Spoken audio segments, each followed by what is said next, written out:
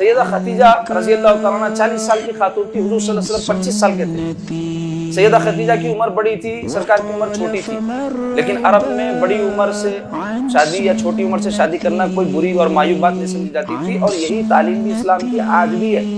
لیکن افسوسناک معاملہ ہے، یہ سب اغیار کی پھیلائی ہوئی سازشیں ہیں۔ کوئی بڑی عمر کا آدمی چھوٹی عمر کی بچی شادی کرا رہے بڈھے سے کر دی، بہت بری بات ہے سب بولنا۔ رسول اللہ صلی اللہ علیہ وسلم بڑی عمر کی خاتون سے بھی شادی کرے، چھوٹی عمر کی لڑکی سے بھی شادی کرے۔ سیدہ خدیجہ تو ان سے عمر میں 15 سال بڑی تھی، اور سیدہ عائشہ صدیقہ رضی اللہ تعالیٰ عنہ سرکار پاک صلی اللہ علیہ وسلم کی عمر شریف 50 سال تھی، اور سیدہ عائشہ کی عمر 9 سال تھی جب سرکار پاک صلی اللہ علیہ وسلم سے وداعی ہوئی۔ دونوں مثالیں ہیں، بیواؤں سے بھی کرے، مطلقہ سے بھی کرے۔ یہ سب کیوں کیے سرکار؟ اس لیے کہ اس زمانے میں ایسا ماحول پیدا ہوا تھا، اور سرکار کو معلوم تھا آگے بھی ایسی جہالت کی حرکتیں ہوں گی، تو وہ سب چیزوں کو مٹا دینا چاہ رہے تھے میرے سرکار، ایسی چیزیں ذہن سے نکال دیں۔ میں یہ بات اس واسطے بول رہا ہوں، کئی بچیاں ایسی ہیں عمریں بڑھ جا رہی ہیں ان کی، ایسیچ پیام ہونا، ویسیچ پیام ہونا، ایسیچ رشتہ ہونا، ویسے رشتہ ہونا، بوڑھے کرتے رہے ماں باپ۔ پہلے تو وہ شروع کر رہے ہیں 20-22 سال کے بعد ہی تلاش کرنا، جبکہ حکم یہ ہے سرکار پاک صلی اللہ علیہ وسلم سیدنا علی کو فرمایا علی 3 کاموں میں جلدی کرو۔ کس کو؟ سرکار علی کو فرما رہے ہیں کون؟ سید المرسلین۔ کس کو؟ سید الاولیاء کو۔ 3 کاموں میں جلدی کرو۔ ایک، جماعت تیار ہے تو نماز پڑھ لو۔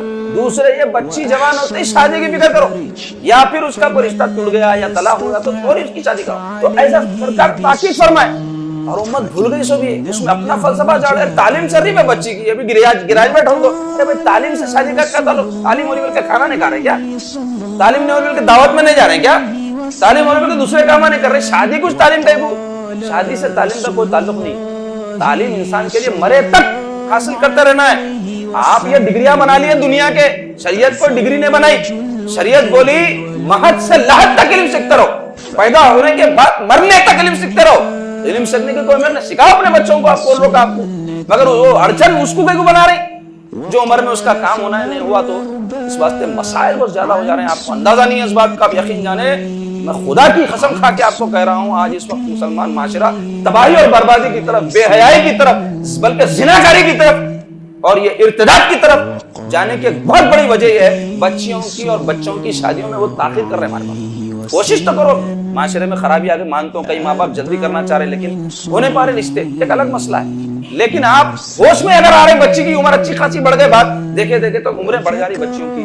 شریف ہے بچی تو اپنے بالا سکت کر لے کے گزار لے رہی، اور اگر شریف نہیں ہے تو پھر ایسے کارنامہ کر دے رہی جس سے شرمسار ہو جاتی ہے امت بھی اور ماں باپ بھی۔ سمجھنے کی ضرورت ہے ہمارے دین کی تعلیم اس بارے میں کیا ہے۔ اہل علم سے رجوع کرو ایسے مسئلوں میں، نہ کہ اپنی عقلیں لگاؤ، کیونکہ عقل ہر جگہ آپ کو صحیح راہ میں دکھاتی۔ عقل عیار ہے، 100 بھیس بنا لیتی ہے،